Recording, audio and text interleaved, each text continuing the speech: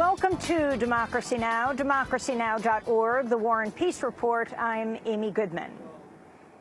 This news from Ferguson, Missouri. Authorities have declared a state of emergency for St. Louis County amidst continuing protests marking the first anniversary of Michael Brown's death and the shooting Sunday of yet another African-American teenager. Nearly 150 people were arrested Monday as protesters blocked rush-hour traffic on Interstate 70. Authorities also filed charges Monday against 18-year-old African-American Tyrone Harris, who was critically injured Sunday night in what police describe as a shootout with officers. Tyrone Harris's father said his son and Michael Brown were very close. The two attended Normandy High School together. During Monday night's protests, heavily armed men from the militia group the Oath Keepers were also in Ferguson streets. The militia largely consists of active and former military members and police officers who claim to uphold the U.S. Constitution.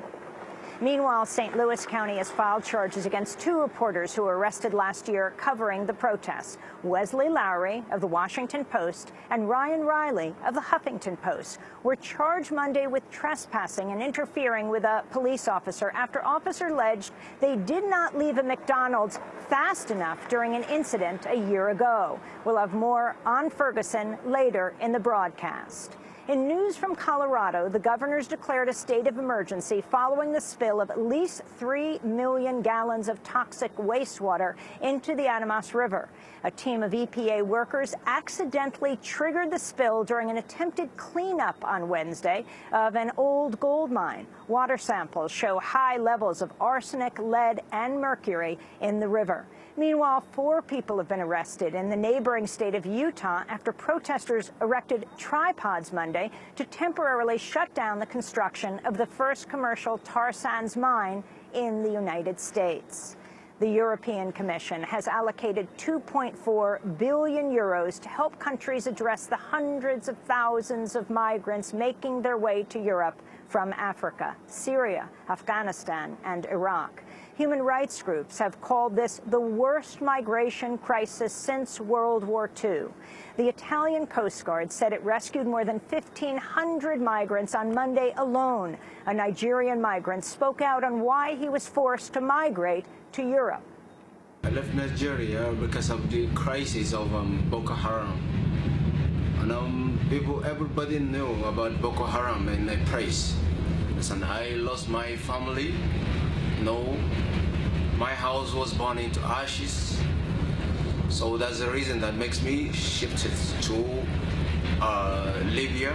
From Libya, I decided to ship to Italy. In news from Japan, the Kyushu Electric Power Company has restarted Japan's first nuclear reactor following the 2011 Fukushima disaster. This morning, the company restarted one of the reactors at the Sendai plant in southwest Japan as people protested outside. Thousands marched on Monday in opposition to the plant's reopening. The restart comes just days after the 70th anniversary of the U.S. nuclear bombing of Hiroshima and Nagasaki, August 6th and 9th, 1945. The Iraqi parliament passed a sweeping anti-corruption package this morning in response to popular demonstrations that have swept Iraq in recent weeks. The laws are aimed at opening corruption probes and removing top officials. Meanwhile, ISIL has claimed responsibility for 2 car bombings that killed nearly 60 people in the eastern Iraqi province of Diyala on Monday. In Turkey, a leftist group known as the Revolutionary People's Liberation Army Front has claimed responsibility for the attack on the U.S. consulate in Istanbul. 2 women from the group opened fire at the consulate Monday. No one was killed. Meanwhile, the United States has sent 6 F-16 jets and 300 U.S. military personnel to Turkey's Incirlik Air Base. Turkey opened up the air base to the United States last month. In Germany, federal prosecutors have dropped the treason investigation against 2 bloggers who reported on plans to expand online surveillance. The journalists wrote for the independent news outlet Netzpolitik.org. The move to drop the charges followed intense protests over what would have been the first time journalists faced treason charges in Germany over 50 years.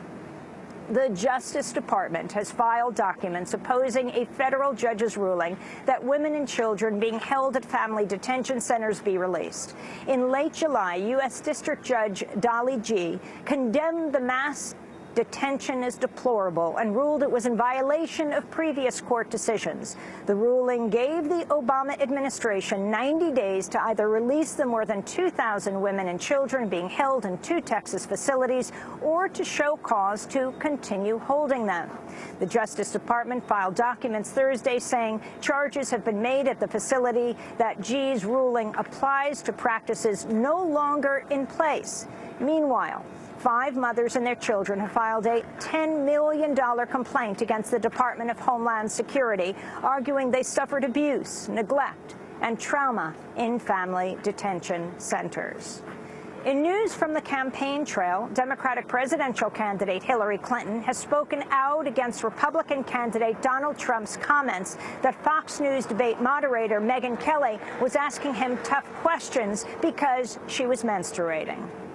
And while what Donald Trump said about Megyn Kelly is outrageous, what the rest of the Republicans are saying about all women is also outrageous. They brag about slashing women's health care funding. They say they would force women who've been raped to carry their rapist's child. And we don't hear any of them supporting raising the minimum wage, paid leave for new parents, access to quality child care, equal pay for women, or anything else that will help to, give women a chance to get ahead. Hillary Clinton has also proposed a $350 billion plan to move students to attend public universities without taking out tuition loans. The plan echoes calls made by her challenger, Vermont Senator Bernie Sanders. Meanwhile, Sanders has received his first national labor endorsement from National Nurses United as he continues to turn out record crowds. 2,800 people attended his event in Portland, Oregon, Sunday. Meanwhile, fellow Democratic candidate and former Maryland Governor Martin O'Malley is criticizing the Democratic National Committee for limiting the number of presidential debates to 6. And Amalgamated Bank has become the first bank in the country to establish a $15 minimum wage for its workers. CEO Amalgamated is the nation's largest union-owned bank. CEO Keith Mestrich encouraged other banks to join the fight for 15, telling CBS, quote, "We didn't make $5 billion last quarter like Bank of America did, but we're a profitable industry, and if there's any industry that can join this call, it's the banking industry." And those are some of the headlines. This is Democracy Now!, democracynow.org, The War and Peace Report. I'm Amy Goodman.